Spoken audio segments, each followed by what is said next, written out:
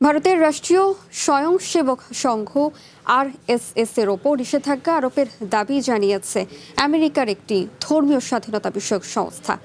একই সঙ্গে সংগঠনটির কোনো নেতার সঙ্গে উচ্চ পর্যায়ের বৈঠক বা কূটনৈতিক সৌহার্দ্য বিনিময় না করতে আমেরিকার সরকারের প্রতি আহ্বান জানিয়েছে তারা। আমেরিকার কমিশন অন ইন্টারন্যাশনাল রিলিজিয়ান্স ফ্রিডমের পক্ষ থেকে এই আহ্বান জানানো হয়েছে। সংস্থাটির দাবি, আরএসএস এর বিভিন্ন শাখা ধর্মীয় সংখ্যালঘুদের ওপর হামলায় জড়িত রয়েছে। আরএসএস এর শীর্ষ নেতা মোহন ভগতের আসন্ন আমেরিকা সফরের প্রেক্ষাপটে এই দাবি জানালো সংস্থাটি। এছাড়া সামাজিক যোগাযোগ মাধ্যমে বিভিন্ন মানবাধিকার গোষ্ঠী আরএসএস এর ধর্মীয় আধিপত্যের সমালোচনা করছেন। তবে ভারতের পক্ষ থেকে জানানো হয়েছে এই সংস্থাটির মূল্যায়ন সঠিক নয়, তবে তাদের দেওয়া তথ্যগুলোর কোনো ভিত্তি নেই। নগদ নিয়ে এলো হার না মানা হার অফার।